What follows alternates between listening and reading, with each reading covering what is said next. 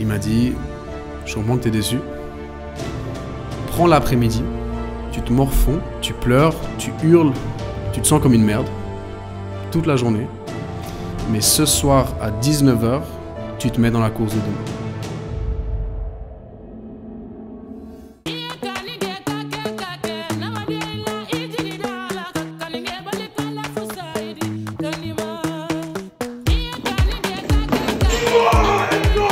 Felix Svensson wie von Andreas Baumann. Cini che è ancora qui presente, lo vedete lì nell'abbraccio corale della nazionale.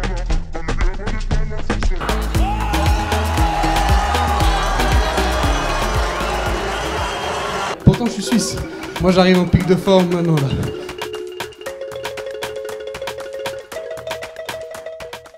Bon Félix, enfin, merci d'être là ce soir. C'est cool, ça me fait plaisir. Ouais, ça fait plaisir. On va pas dire, on va couper peut-être au montage qu'on avait déjà fait une fois, mais dans d'autres conditions. Ouais.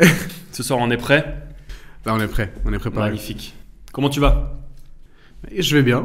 Ouais, la ça prépa, se passe ça se bien. passe Là, comment? on prépare les jeux, les championnats d'Europe, les jeux, les mondiaux de relais. Il y a énormément de projets en 2024, donc on est 100% focus. Aujourd'hui, on va parler de plusieurs choses.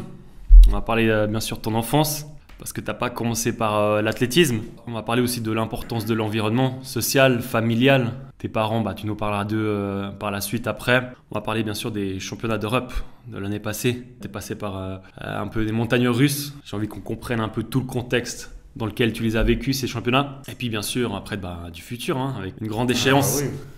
Avant qu'on commence, j'ai envie de dire à tous ceux qui regardent nos podcasts avec mon frère, le projet qu'on a fait, de soutenir. Comment on pouvait faire, c'est simplement en vous abonnant sur YouTube, en parlant autour de vous de ce concept. Ça nous permet d'avoir des personnes comme ça, inspirantes, comme on a ce soir. Et ça nous permet aussi d'avoir plus de légitimité pour aller voir d'autres personnes. Donc n'hésitez pas à liker, vous abonner, commenter pour plus de contenu encore plus qualitatif. Cela dit, est-ce que tu peux te présenter en quelques mots? Moi, je te connais, mais pas tout le monde te connaît. Moi, je m'appelle Félix Svensson. Je suis athlète de 200 mètres et 4 fois 100 mètres. Je prépare les jeux sur les distances que j'ai évoquées et je pense que ça, c'est la base. La base de à ta dire. personne. Il faut rajouter quelque chose ou Est-ce que tu es que un athlète ou est-ce que tu te définis autrement? Je dirais, je suis aussi l'athlète. C'est quand même l'athlétisme, c'est la base. C'est ce que je fais, c'est ce que j'ai envie de faire. C'est sur quoi j'organise toute ma vie autour de ça. Et puis après, à côté, je suis en train de terminer mes études de bachelor en sciences du sport. Et je suis aussi préparateur physique pour Des des études joueurs. qui durent depuis une quinzaine d'années. Ouais. Tu as bientôt fini 4 doctorats, c'est ça? Bientôt fini la propédeutique, là, après 10 ans. Et on va... Alors raconte un peu comment ça se passe tes études. Toi, tu es athlète d'élite, donc tu as des aménagements et explique-nous un petit peu ça. Comment c'est au quotidien d'être athlète professionnel? En tout cas, tu vis comme un professionnel, mais à côté, tu es aussi étudiant à l'Université de Lausanne. Raconte-nous ça. Ouais, moi j'ai commencé mon bachelor il y a un petit moment, comme tu l'as dit avant. J'ai commencé en 2017 un bachelor en sciences du sport. Chaque année, j'ai divisé pour pouvoir pratiquer mon sport à 100%. Donc tu faisais une année en 2 ans, c'est ça? Exactement, ouais. Pour moi, c'était important d'avoir la possibilité d'avoir quelque chose à côté du sport qui pouvait me stimuler, qui pouvait m'intéresser. Et puis en plus, c'est serviable avec ce que j'ai envie de faire après. Moi, j'ai envie de travailler dans l'entraînement. Donc c'était un chemin assez logique et avoir quelque chose à côté. Et puis là, on est sur la fin. Donc je suis bien content que ça se termine, quoi. Ouais. Tu peux nous parler un peu du contexte dans lequel toi tu as grandi, où est-ce que tu es né et puis comment tu en viens à la pratique sportive? Moi, j'ai 2 parents qui étaient des grands sportifs d'élite. Ma mère, elle a fait les Jeux, elle a fait demi-finale aux Jeux en 92 à Barcelone. J'ai mon père qui était 10e mondial au tennis pendant une année, qui a fait demi-finale à Roland Garros 2 fois. Donc en fait, déjà de base, je suis baigné dans le sport. Et après, moi, personnellement, ça m'a directement inspiré. J'ai vu mes parents faire ça et moi, je suis là, mais moi aussi, il faut que je fasse ça. Peu importe le sport, j'ai toujours su que c'était ça que je voulais. Après, j'ai commencé par le tennis. Donc là, tu as suivi ton père. Ouais. C'est ton père qui t'a mis au tennis de base. C'était une évidence pour lui? Ou bien c'était plutôt toi en le regardant faire? Moi, je voyais mon père qui faisait du tennis, ma mère qui faisait du 400 mètres. Et j'étais là, mais je vais pas courir pour courir. Enfin, les gens, ils sont... Ça va ou bien? Mais je voyais mon père jouer, moi j'avais envie de jouer au tennis, enfin, un sport... Plus ludique. Un sport ludique, et il y avait du jeu, il y avait quelque chose. Donc j'ai commencé par ça, et puis après, petit à petit, ça... Donc tu commences par ça, là, t'as quel âge? Je commence par ça, j'ai quoi? J'ai 5 ans. T'as 5 ans. J'ai 5 ans, je commence par le tennis, et après, petit à petit, j'ai envie d'intégrer, j'arrive à un âge, 14-15 ans, je me dis, non, ouais, 15-16 ans, je me dis, ouais, je vais intégrer l'athlétisme comme entraînement alternatif au tennis. Mais là, tu faisais des résultats en tennis? T'étais un bon joueur? J'étais, je dirais, top 10 dans ma catégorie d'âge. Donc c'était Donc un ça bon allait. joueur. Ouais. Ça allait, top 10, top 20, quelque chose comme ça. Enfin, ouais, Donc là, tu veux tapais la coupler balle. ton entraînement de tennis avec quelque chose d'autre. Ouais. Je faisais pas mal de conditions physiques, mais je me suis dit pourquoi pas faire du sprint pour travailler d'autres choses, avoir un entraînement alternatif, progresser en explosivité, enfin tout ça pour après le transposer sur le tennis, tu vois. Puis là, j'ai commencé, je me suis dit, ah ouais, mais en fait, ça c'est moi. Ça c'est ma personnalité en fait. Donc ça, c'était une évidence pour toi. Je l'ai su je pense en 6 mois. J'ai su, non, mais ça c'est pour moi. Donc là, tu te rends compte que ça te plaît et tu décides d'arrêter le tennis. Tu fais la transition assez facilement ou tu te poses des questions quand même? Non, en fait, de base, c'était que j'avais joué au tennis. J'étais dans une période où j'avais pas mal de blessures à l'épaule, au coude, au poignet, tout ça. Des blessures assez classiques au tennis. Et du coup, je me retrouve à faire peu de tennis et plus de conditions physiques en général. Et du coup, je me retrouve à faire un peu d'athlé. Et tout d'un coup, je dis, je peux pas jouer au tennis aujourd'hui, je vais aller à l'entraînement d'athlé. Je vais aller à l'entraînement de sprint, quoi. Et puis j'ai fait quelques mois. Et puis mon entraîneur de l'époque, il m'a dit, mais tu veux pas tester une compétition Parce que là, tu intègres en fait un groupe. Ouais, là, j'intègre un groupe. Ouais. Et je fais 1 à 2 fois par semaine un peu du coup du sprint. Et lui, justement, me propose, ouais, tu veux faire une compétition? Et moi, ça m'était même pas venu à l'esprit, en fait, de faire ça. Et donc après, je me dis, un peu spontané comme je suis, je me dis, vas-y, go. Et après, je l'ai fait, et ça m'a qualifié. J'ai fait une compétition de 50 mètres, je crois, une distance hyper hybride, qui n'existe pas, et de 50 mètres au stade, au bout du monde à l'intérieur. Puis ça se passe plutôt bien. Je me qualifie pour les Suisses, et j'ai waouh, putain. Tu t'y attendais pas, en fait? Non, j'ai pris un plaisir de fou. Ouais. Et puis en plus, ça se passe assez bien, assez vite. Et du coup, je commence à sentir l'envie de... Ah, mais j'ai envie de refaire ça. Ouais, c'est une curiosité, en fait. Ouais, c'est pas une histoire de... je suis blessé, il faut que je trouve un autre sport. C'était pas une décision stratégique, en fait. Non. C'était plutôt un peu une opportunité. Tu as couplé ça, tu fais ton sport de base, le tennis, et tu couples le tennis avec de la condition physique qui se transforme en sprint. Et tout d'un coup, pour toi, c'est un peu une révélation. Ouais, c'est ça. Donc après, voilà, la transition, elle se fait un peu en douceur. Je joue de moins en moins au tennis. Je commence à aller de plus en plus à l'entraînement de sprint. J'essaye 1, 2, 3 compétitions. Et là, je dis, non, mais en fait, là, j'ai envie de passer l'été à courir. J'ai pas envie de passer l'été à jouer au tennis, à essayer de récupérer de mes blessures, tout ça. Donc là, je lâche complètement et je me lance dans l'athlé. Et la première année, je fais médaille au championnat suisse junior, tout ça. Donc là, tout de suite, c'est sympa. Je me retrouve top 3 de ma catégorie d'âge en athlé, tout ça. Mais j'ai envie de faire un peu plus ça. Mais il n'y avait pas encore ce truc en mode les jeux, les championnats du monde, les records, tout ça. J'étais là, non, mais là, je prends un plaisir de fou. Je vais pas me mettre de pression, mais j'ai envie de faire ça. Printemps 2013, je commence à me lancer sérieusement dedans. Donc là, j'ai 16 ans. Ouais, Donc t'arrives sur le tard quand même. Ouais, j'arrive assez tard, mais j'ai quand même une base de conditions physiques parce que j'ai fait beaucoup de conditions physiques, d'entraînement, etc. J'avais pas la technique, pas forcément la force, ni les entraînements spécifiques, mais j'ai une base d'entraînement qui est assez grande. Au tennis, à l'époque, je m'entraînais quand même à 15-16 heures par semaine. Tout d'un coup, je bascule sur l'athlétisme, sur le sprint, et tout d'un coup, on est à 8 heures par semaine. Et moi, j'étais là, mais il se passe quoi? Comment ça, on s'entraîne peu? Mais en fait, c'est juste une façon de s'entraîner. Enfin, c'est un sport totalement différent. Mais en fait, j'ai dû apprendre que c'était très différent. Et en même temps, j'ai pris beaucoup de plaisir à faire cette transition-là. Et ça m'a pris quand même, je dirais, 1 an et demi. 1 année après, je fais double champion suisse junior sur 100-200.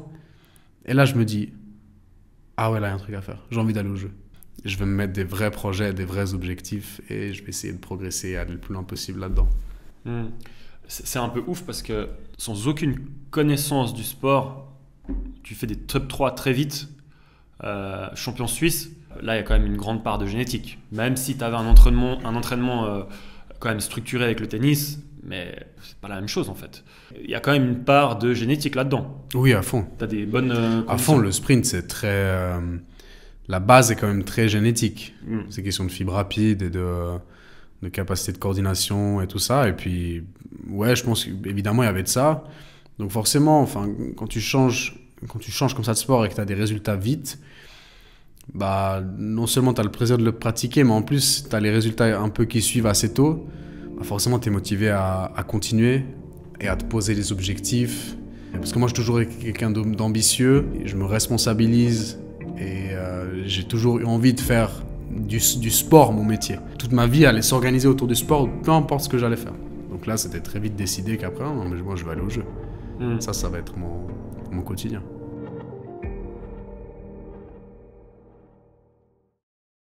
Ton père, c'est un peu ton modèle dans le tennis, j'imagine. J'imagine que souvent les gens vont faire vite le lien. Tu veux faire tennisman comme ton père. En fait, après, c'est tu veux faire un peu comme ta mère. Est-ce que toi, tu en as souffert un petit peu je sais pas, du regard des gens qui te définissaient juste comme le fils de la personne qui a fait 2 demi-finales ou de la personne qui allait au jeu? Ouais, un petit peu. Ouais. Un petit peu quand j'étais plus jeune, quand on me comparait tout ça, tout le temps j'étais comparé. Donc, que ce soit autant de tennis dans l'athlé, j'étais comparé forcément.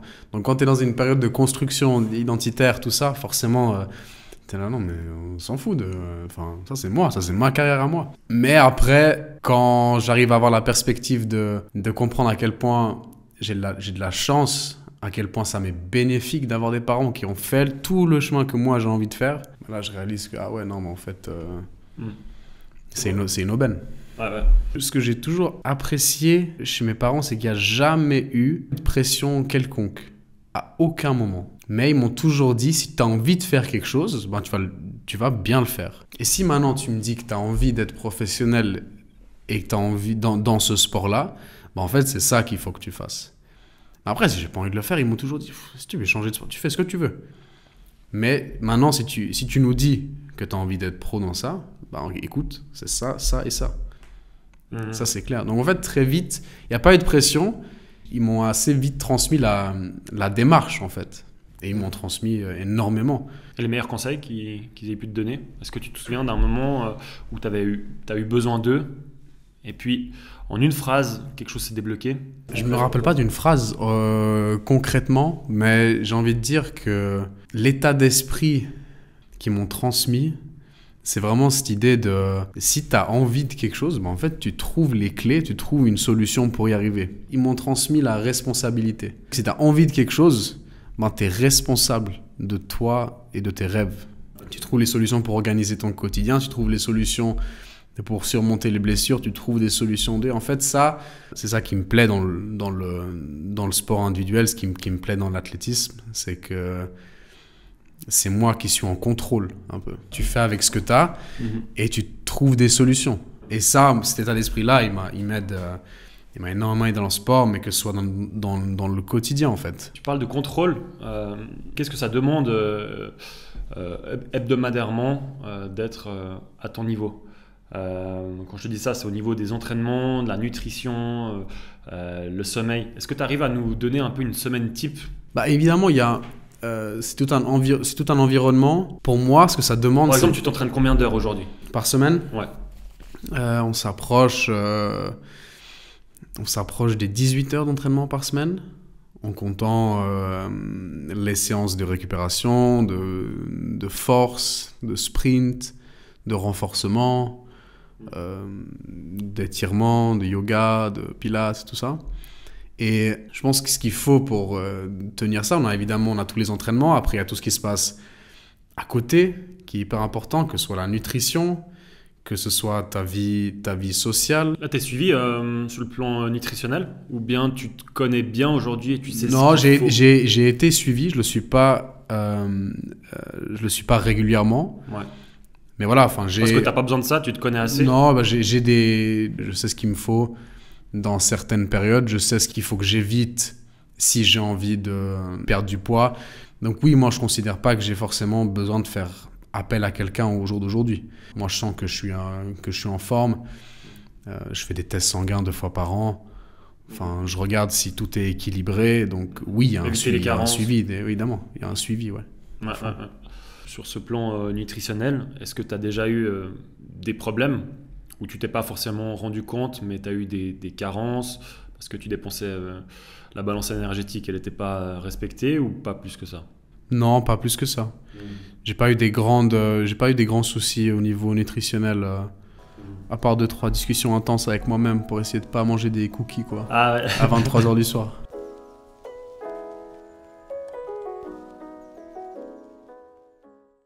En vrai, tu sens que tu dois faire quand même pas mal de sacrifices, refuser des soirées avec les potes, faire quand même attention à ce que tu manges, ou pour toi c'est plutôt naturel? Il y a un peu des deux. Il y a des fois où je peux sentir que c'est des sacrifices, mais en fait, je prends en compte le fait que ça en fait partie. Que les sacrifices, ça fait juste partie du choix. Mais ça fait partie du chemin et ça rend le chemin beau, en fait. Pour moi, c'est ça qui fait que tu apprécies après les petites victoires, la progression, les résultats. Et quand tout suit, ben, tu retournes en arrière et tu te dis « Ah, mais en fait... j'ai vraiment donné, quoi. Ça, c'était vraiment ça, c'était difficile, mais je l'ai fait quand même. Donc, il y a une part de satisfaction aussi. Si tout était toujours sympa tout le temps, ça aurait moins de saveur. Donc, la performance, en fait, elle est générée en grande partie aussi par les décisions que tu fais au quotidien. C'est pas simplement le fait de courir 10 secondes.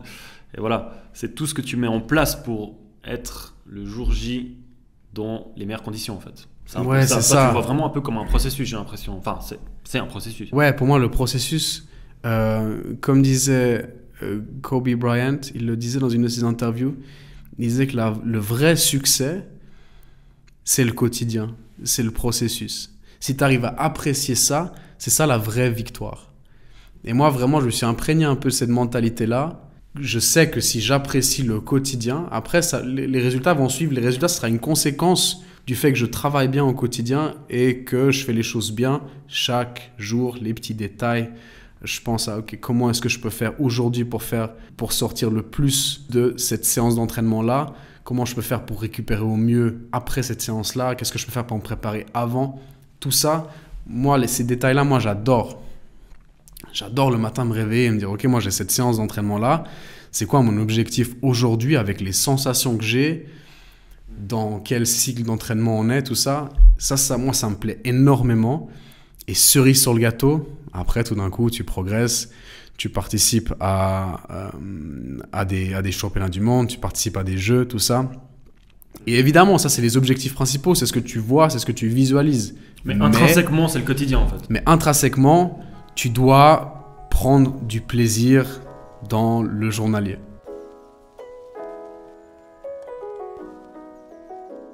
On va aller petit à petit. Vraiment, ce qui m'intéresse dans cette interview, c'est quand même les championnats d'Europe de l'année passée. Mais j'ai envie qu'on comprenne les phases par lesquelles tu es passé avant d'aller à ces championnats. Quelles sont les compétitions qui t'ont vraiment fait grandir et qui font aujourd'hui partie de ton CV? Donc, je pense d'abord c'était les championnats suisses d'hiver en 2022, février 2022. Donc, 6 mois avant les championnats d'Europe. Je pense que ça a été quand j'ai fait le record suisse et que j'ai gagné ces championnats-là. C'est vrai que ça a été un vrai cap. Et pas seulement cette compétition-là, je l'ai senti la semaine même. Je sentais que j'étais en forme, j'avais faim, j'avais mal nulle part, ça se passait bien. Et le mercredi, donc 4 jours avant la compétition, j'arrive à l'entraînement, je commence l'échauffement, je fais mes premières accels. On fait très peu à 4 jours de l'événement, enfin de la compétition principale comme ça. Pour pas traumatiser le corps? Bah, parce qu'en fait, c'est de la répétition générale, et puis il y a cet effet c'est quasiment que de la récupération pour avoir un pic de forme. Un pic de forme à ce moment-là. Tout est planifié pour que le dimanche, j'arrive dans un pic de forme de fou. Et le mercredi, j'arrive et j'ai des sensations. Je dis le coach, je dis hey, coach, j'ai jamais senti ça. C'est quoi ça? Et j'arrivais en fait à produire des forces que j'avais pas réussi avant, et j'étais là. Ah ouais. Et comment tu l'expliques ça? Être dans... Bah en fait, c'est un ensemble. J'avais fait un bon hiver d'entraînement et on avait très bien planifié pour que j'arrive en forme. Donc là, j'avais vraiment fait déjà une semaine. D'habitude, c'est 10 jours de deload pour arriver vraiment bien le jour de la compétition. Là, j'avais déjà fait une semaine. Je sentais que je commençais à vraiment me sentir bien. Et là, tout d'un coup, t'as des déclics comme ça. Tu peux pas vraiment expliquer. J'avais fait un très bon hiver, mais j'avais des sensations comme ça. J'étais là, ah ouais, waouh. Et donc là, j'ai senti déjà le mercredi, j'étais là, ah là, il y a un truc à faire. J'ai commencé à visualiser la course de dimanche. Et pendant pas mal de mois, les semaines avant, avec les compétitions, tout ça, j'avais visualisé cette finale des championnats suisses. Moi contre mon rival, c'était moi qui gagnais. Et je battais le record suisse de 1 centième. Et j'avais visualisé ça pas mal de fois, en fait, avant dans ma tête. Ça, c'est conscient ou c'est inconscient? Inconscient, je pense. Ah ouais. C'est juste, moi j'aime bien me faire des scénarios comme ça. C'est pas, t'es pas suivi psychologiquement et on te dit, écoute, fais de la visualisation, ça va t'aider à générer de la performance. Parce que beaucoup d'athlètes font ça. Ouais. Et on sait que c'est je suis au courant, je suis pas suivi au niveau millimétré sur la visualisation, tout ça. Je le fais assez naturellement avec la musique. Je sais quel type de musique j'écoute et quel type de musique me font un peu rêver et puis me font partir un peu. Voilà, partir un peu. Et puis j'avais visualisé ça.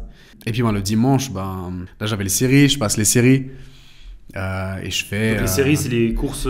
Ouais, c'est les courses éliminatoires. Donc je fais les séries et puis je sors une course qui est à 2 dixièmes du record suisse et j'ai couru la course à, je pense, 95%. Donc il me reste 5%. Et j'étais là, ah ouais, je me sens bien là. Et après, en finale, je cours 20,96 et donc je bats le record suisse d'1 centième devant mes potes, devant ma famille. Les sensations étaient incroyables. Premier titre suisse. Donc là, c'était une journée 10 sur 10. Et encore aujourd'hui, ça reste ma plus grande victoire, les meilleures sensations que j'ai eues, c'était la journée parfaite. Il n'y a rien à dire. Ça, c'était le résumé de ma saison en salle qui se passe hyper bien. Donc forcément après, j'ai des monstres attentes pour la saison extérieure. Donc après, forcément, le grand objectif, c'est les championnats d'Europe. C'est mon premier championnat pour la Suisse. Alors raconte cette histoire, parce que pendant plusieurs années, tu cours pour la Suède. Ouais, je cours pour la Suède jusqu'en 2019. En fait, c'est simple. Moi, j'ai très vite été sélectionné dans l'équipe nationale suédoise. En fait, de base, je suis pas suisse. Donc, je deviens suisse en 2017. Mes premières sélections se font en 2013-2014 pour la Suède. On me propose de venir courir. Moi, je suis que suédois. J'ai mes 2 parents qui sont suédois. La question se pose pas. Sachant que ma mère avait tous les contacts à la fédération, tout ça, je me suis senti très vite bien accueilli. Je me sentais à la maison. C'était facile, quoi. Ouais, c'était facile. Et après, je suis devenu suisse en 2017. Donc, à partir de 2017, j'avais le choix. Mais là, je suis déjà bien établi dans l'équipe nationale suédoise. Et en fait, forcément, après, à partir du moment que tu as le choix... Tu commences à réfléchir. Je commence à réfléchir. Je vois comment les choses fonctionnent en termes de possibilités de carrière. Et je réalise que j'habite en Suisse, j'ai grandi en Suisse, je me sens suisse. Courir pour la Suède alors que tu es en Suisse, déjà que c'est suffisamment compliqué dans l'athlétisme de se construire une carrière. Si encore je suis étranger là où j'habite, mais là j'ai décidé, moi j'ai envie de courir pour la Suisse. Ça s'est passé comment ça, ce changement on le voit dans le foot, c'est souvent compliqué une fois que tu as été sélectionné avec les équipes juniors de faire un changement de pays. Dans d'autres sports aussi, au sein de l'athlétisme, ça se passe comment? Le changement, il se fait relativement vite ou c'est compliqué? J'étais assez peu renseigné. Pas suffisamment renseigné sur comment ça allait se passer. Moi, je pensais que ça allait que ça allait être assez fluide. J'avais l'espoir et même les gens autour de moi avaient l'espoir que ça allait être assez fluide. Parce qu'en fait, j'habite en Suisse depuis que j'ai 4 ans. Je suis scolarisé, j'ai les papiers. Enfin, le cas à étudier est assez simple. Le cas d'école, ouais. Ouais, tu vois, c'est pas très compliqué. C'est pas comme il y a beaucoup de transparence. Ouais, c'est ça. Exactement, c'est pas lié à des... à de l'argent derrière. Ouais, exactement. Enfin. Mais en fait, c'est que la vérité, c'est qu'après j'ai su, c'est qu'en 2018, les règles, donc les 2 années avant que moi je fasse la demande officielle, les règles avaient été changées parce qu'il y avait eu des abus, notamment sur certains pays comme le Qatar, Des pays la riches Turquie, qui vont payer les athlètes. qui avaient, entre guillemets, acheté des athlètes, notamment africains, pour faire des résultats. Contre une certaine somme d'argent. Et ça pouvait se faire en 1 an, là, le changement. Et à cause de ces abus-là, en fait, c'est devenu très difficile. Et en fait, c'est devenu un minimum 3 ans pour changer. Donc moi, je me suis retrouvé 3 ans sans rien, en fait. Donc, 3 ans sans compétition internationale, sans pouvoir espérer participer à une compétition internationale. Ah ouais, parce que quand tu fais le changement, ça veut dire que ça bloque aussi du côté de la Suède. Ouais, tu fais le changement. tout. Ouais. En fait, du coup, pour personne d'un point de vue équipe nationale pendant 3 ans. Ouais, moi, c'est une façon de rendre la chose difficile. Ouais. Et donc, tu dois vraiment le vouloir. Il n'y a pas juste une ambition financière derrière. Ouais, c'est ça. Et c'est compliqué parce que ta carrière se base quand même sur les objectifs internationaux. Donc pendant 3 ans, on t'enlève ça. Il faut savoir encaisser. Donc voilà, en 2020, on encaisse. Tout le monde encaisse. 2021, je dois encaisser les jeux. C'est compliqué. Après, j'avais pas forcément encore le niveau. Mais c'était compliqué. T'as même pas le droit d'espérer participer. Et en 2022, j'allais avoir mon premier championnat. C'était championnat d'Europe. Donc c'était, moi, hyper important de marquer ça. J'avais commencé l'année par un record suisse. J'avais envie de marquer que non, mais maintenant, moi, je suis là, si jamais. Et forcément, ça se passe pas comme prévu. Donc les championnats, d'habitude, internationaux, c'est tout le temps mi-août. Donc là, mi-juin, sur une course que je gagne, je me fais la cheville sur la ligne d'arrivée, sur un petit geste anodin, où en fait, mon pied s'était décalé dans la chaussure. Du coup, je me retrouve, sans le vouloir, je me retrouve out pendant 1 mois. Mais voilà, 1 mois, c'est une période, je suis déjà qualifié pour ces championnats d'Europe. Donc ça change rien. J'ai assez de temps, ça se passe bien, j'ai une bonne équipe autour de moi, je suis confiant. Ça va bien se passer. Pas encore de doute à ce moment-là. 3 semaines avant les championnats d'Europe, donc j'étais revenu de blessure, ça se passait bien. 3 semaines avant, je me fais une élongation au quadriceps sur une séance de sprint. Et là, évidemment, c'est la course contre la montre un peu, parce que 3 semaines, ça devient limite pour partir faire des championnats d'Europe. C'était une déchirure, élongation, c'était vraiment un truc entre les deux qui faisait que... C'était vraiment, le médecin il m'a dit 50-50. 50-50 que tu puisses y aller. Déjà là, forcément, l'objectif, il est un petit peu... Il se modifie un peu. Il se modifie un petit peu. Tes ambitions, ils prennent un petit peu un coup. Et il faut savoir s'adapter au moment et puis à la situation qui est. Tu l'as vécu comment ? C'était dur à encaisser, mais sur le moment, faut pas réfléchir. C'est pas à 3 semaines des Europes que je vais commencer à pleurer, à m'enfondre. En 3 semaines, les championnats d'Europe. Et vu que j'avais le choix. Donc là, la rééducation se passe bien, ouais. En fait. Là, tu peux pas faire mais j'arrive avec très peu de références. Très peu de références, très peu de séances de sprint à fond.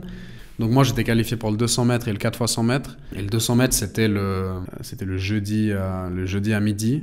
Je fais ma course et ça se passe catastrophique. Toute la course, j'avais des sensations de crampes. J'avais les boules en fait de courir parce que déjà à l'échauffement, je sentais que ça passe pas en fait. Donc j'avais mal, j'avais des crampes et je fais un résultat qui est loin de mes capacités, loin de mes ambitions. Et je termine 5e ou 6e de ma course, je me qualifie même pas pour les demi-finales, alors que mon objectif, mon ambition de base, qui était largement atteignable, c'était d'aller en finale. Ouais. Donc là, je sors dès les séries. Il y a 4 ans plus tôt, j'étais sorti dès les séries aussi. Et là, vraiment, c'est un coup dur, quoi. Ah, c'est dur pour le moral. Mais tu te fais éliminer parce que tu n'oses pas aller à 100% de tes capacités, ou bien c'est tout le reste, c'est-à-dire que tu n'arrives pas dans les meilleures conditions, il te manque un petit peu de confiance peut-être. Quel est le poids des différents éléments qui expliquent que tu passes à côté de ta course ? Premier truc, c'est que je sens à l'échauffement, en fait, j'ai l'impression que ça, à tout moment pendant la course, ça peut péter en fait.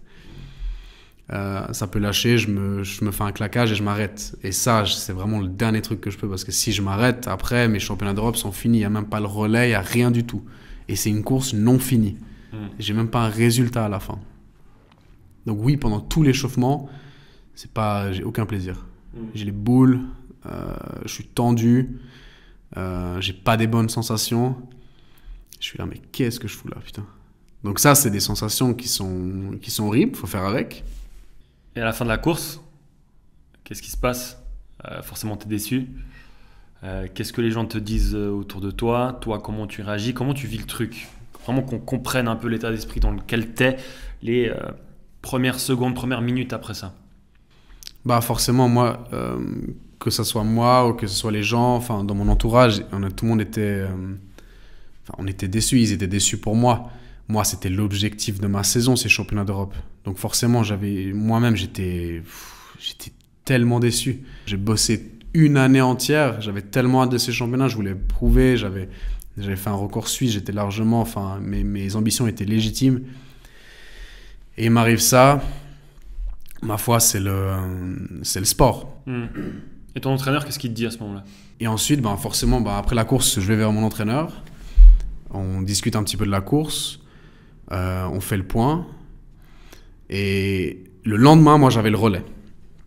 Le lendemain, à 10h du matin, on avait une course avec le relais. Et je me rappellerai toujours, il m'a dit je comprends que tu es déçu. Prends l'après-midi. Tu prends toute l'après-midi, tu te morfonds. Tu pleures, tu hurles, tu fais ce que tu veux, tu te sens comme une merde toute la journée. Mais ce soir, à 19h, tu te mets dans la course de demain. En fait, moi, ça m'a permis d'avoir mon moment un petit peu à me dire, putain, fais chier, j'ai pas réussi à atteindre mes objectifs, tout ça. Mais en fait, j'avais pas le choix. À 19h, il m'a dit, non, à 19h, l'état d'esprit, il est changé. Là, tu peux faire ta victime toute l'après-midi. Ça fait du bien de libérer un peu des émotions négatives. Mais ce soir, l'état d'esprit est tourné vers la course de demain. Et en plus, c'est le 4x100. C'est une compétition d'équipe. Donc, il n'y a pas que moi, en fait. C'est plus grand que moi. Et moi, à ce moment-là, le soir, j'arrive et voilà. Enfin, moi, je me mets dans ma course, quoi. Et pour moi, c'était important d'avoir un petit peu d'avoir ce moment pour moi, me sentir mal, pour repartir mieux, prendre le temps de sentir un peu l'échec entre guillemets. Mais après, c'est ça aussi la capacité d'un champion, c'est la capacité de s'adapter, de rebondir. Et là, il faut savoir rebondir parce que le lendemain matin, il faut être là pour l'équipe, il faut être bon. Et là, tout d'un coup, le soir à 19h, on a rendez-vous avec l'équipe, on discute ensemble. Et là, vous étiez déjà en train de préparer la course du lendemain. Et là, on avait notre capitaine de l'équipe qui est venu vers moi et qui m'a dit « Je compte sur toi, mec ». Et quand il m'a dit ça, moi, j'ai vraiment ressenti un truc. J'étais là « Ah, mais en fait, j'ai un rôle ». Et du coup, je me sentais important. Et du coup, ça m'a aidé aussi à switcher. Je me suis dit, ok, non, mais en fait, demain, c'est important, quoi. Quels sont les mots qu'il a pu te dire? Est-ce que tu te souviens un peu des mots précis? Quelque chose qui t'a fait relever la tête? Ou c'était juste, écoute, demain, t'es là, t'es avec nous, t'es dans le groupe, et puis c'est tout? Moi, j'arrive déjà, au rendez-vous d'équipe, je suis tourné vers la course de demain, mais je suis encore la tête un peu basse. T'as un petit peu de honte? Un petit peu. Je sais pas si c'est de la honte, mais c'est un peu, encore des restes de déception et dire genre, ouais, est-ce que je vais vraiment être un outil pour vous, les gars? Je sais même pas. Je sais même pas vous dire que là, je peux même pas arriver et vous chauffer parce que moi, je viens de faire de la merde, en fait. Et voilà, on s'assoit et on discute. Et je me rappelle que le capitaine, et il m'a dit, Félix, je sais que t'es chaud. Je sais que t'es là, mon gars. Et on compte sur toi demain. Demain, tu vas nous faire un virage de malade. Tu vas oublier tout ce qui s'est passé aujourd'hui. Aujourd'hui, tu vas faire un virage de malade. Ça va être fou. Et après, on va se qualifier en finale. On va courir devant 50 000 personnes. Ça va être la folie. Et en fait, le fait qu'il m'ait parlé comme ça, qu'on ait discuté comme ça, en fait, moi, j'ai réalisé, mais en fait, les gens, ils comptent sur moi. ils ont besoin de moi et ils apprécient ce que j'apporte. Et en fait, ce petit truc-là aussi m'a permis de rehausser un peu, Te relever. me relever et me dire ok, let's go. Et le lendemain, on a fait une course, j'ai couru, on s'est qualifié pour la finale 2 jours après. Donc le lendemain, tu fais ta course. Je fais ma course, j'ai encore des sensations moyennes. Je suis très honnête avec l'entraîneur, je dis je me sens moyen, mais Je prends le risque. mais je pense que ça va passer.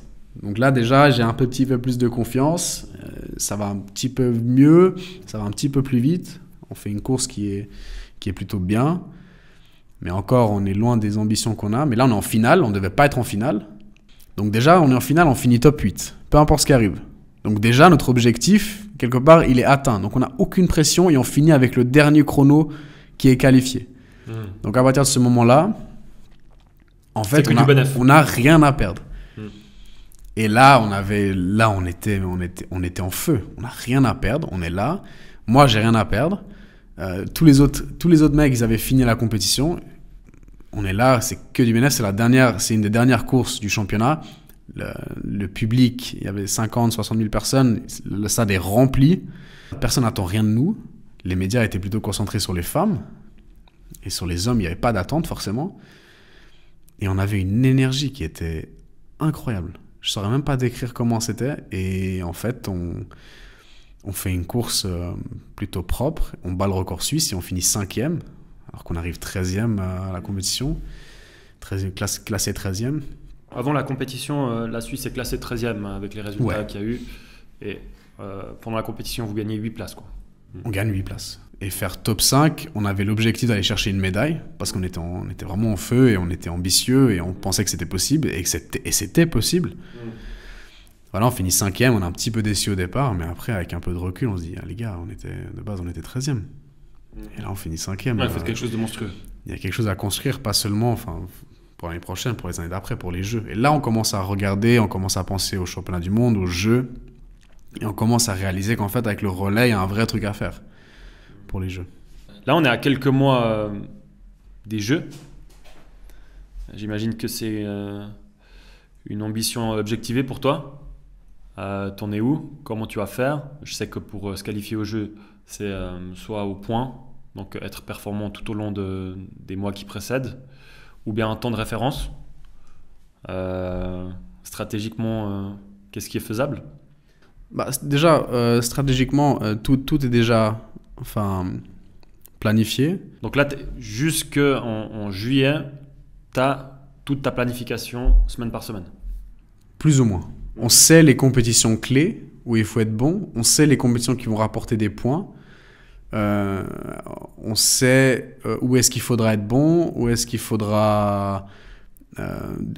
quelle période il faudra peut-être être un peu sur le recul pour mieux rebondir ensuite. Tout ça, c'est prévu. Et encore une fois, probablement, rien va se passer comme prévu. C'est un peu l'histoire de ma carrière aussi. Mais je suis prêt à ça. Mais ce qui est planifié, c'est que, voilà, comme tu as dit, sur le 200 mètres, c'est qu'on est sur une histoire de points, classement mondial ou de chrono. Soit je dois courir 26, soit je dois être dans le top 48 mondial. À fin juin, je dois avoir 5 compétitions qui font que je suis qualifié ou pas. Et puis l'année passée, vu que c'était une saison compliquée, mon début de saison là, il ne faut pas que je chôme. Il faut que je sois bon, quoi. Sur le plan individuel, les compétitions importantes, ça sera notamment les championnats suisses en salle, où il faudra être bon sur 200 mètres. Les championnats suisses à l'extérieur, c'est les championnats nationaux qui rapportent beaucoup de points. Les championnats d'Europe, qui sont début juin à Rome cette année. Donc c'est une année, à chaque fois, il y a les championnats d'Europe et les Jeux la même année. Donc on parle beaucoup des Jeux. Moi, j'ai aussi l'objectif de faire un bon truc aux championnats d'Europe. C'est important. Non seulement pour les points, mais c'est aussi, ça reste des championnats. Donc, bien sûr. Ouais. Et donc ça, c'est sur l'individuel. Avec le relais, on va aller au championnat du monde de relais aux Bahamas, début mai. Et c'est la compétition qualificatoire pour les Jeux. On va courir sur 2 jours. Sur un des 2 jours, on doit finir dans le top 2 de notre course. Si on fait top 2 de notre course, on va aux Jeux. Donc déjà, début mai, je peux savoir si je vais aux Jeux ou pas. Et ça serait vraiment... Ça apporterait, je pense, une certaine sérénité pour le reste de la saison. Mais déjà, début mai, il faut vraiment être bon pour qu'on puisse se qualifier et aller au jeu. Top 2 sur combien d'équipes? Sur une course. Donc en fait, il y aura plusieurs courses, mais dans ma série, dans notre série, on doit faire top 2. Ok. Donc on sera probablement 7-8 équipes. Et si on fait top 2, on est automatiquement qualifié. Objectivement, c'est réel, quoi. C'est faisable. Et c'est prévu. Normalement, ça doit arriver, comme on dit. Mais voilà, il y a les 32 meilleures équipes du monde qui vont au championnat du monde de relais. Il y a 16 équipes qui vont au jeu. Cette année, on a fini 11e au championnat du monde. Sur le classement mondial, on est 17e. Donc on n'est pas à des années-lumière. Et puis dans un relais, on sait que tout peut arriver. C'est ça qui rend le relais excitant aussi, qui rend le relais sympa à regarder, tout ça.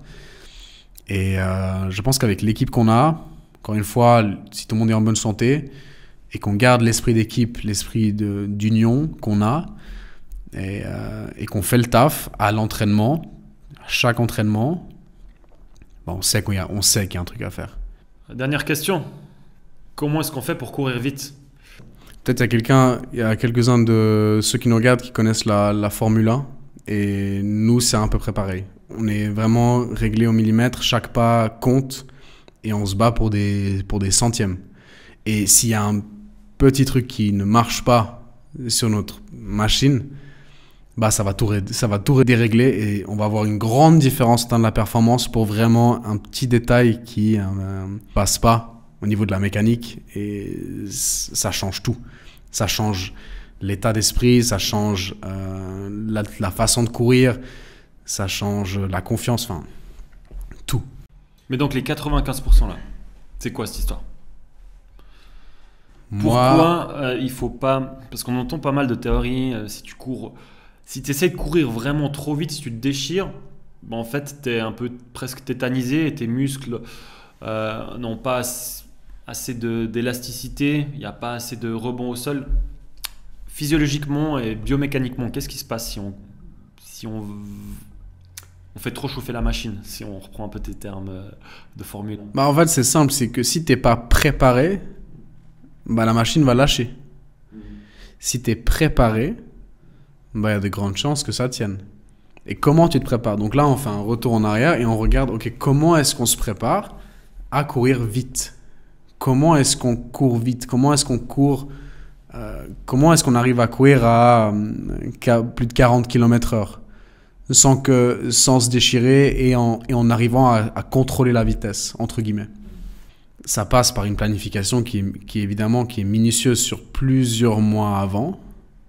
Ça demande de bien s'écouter, ça demande de faire énormément de renforcement, ça demande de la bonne récupération, d'avoir une hygiène de vie irréprochable, entre guillemets, et avoir fait le travail à l'entraînement. Le sprint à fond, une fois lancé, c'est des réflexes que tu as déjà travaillé à l'entraînement.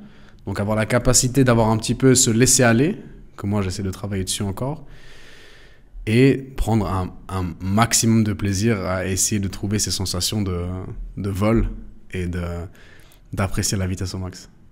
Parfait.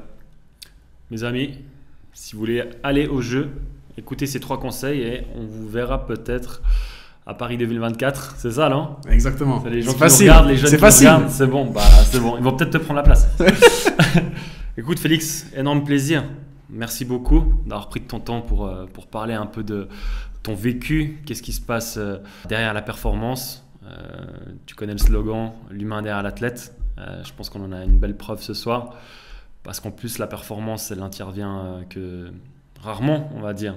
Il y a quelques compétitions et en plus, il faut être performant au sein de une ou deux compétitions. Donc, c'est un super message ce que tu transmets. Ta vie tourne autour de quelques secondes chaque année. Et donc, le processus qu'il y a derrière, il est énorme. Donc, super inspirant. Je te remercie pour ta transparence. Merci à toi. C'était un vrai plaisir cette discussion. Pareil, beaucoup de plaisir d'échanger avec toi. On regardera mes prochains, voir ce que vous faites déjà en relais avec l'équipe nationale. On espère que tu décroches un billet pour Paris 2024. En tout cas, c'est ce qu'on te souhaite. Merci bien. Magnifique. Bon courage. Merci.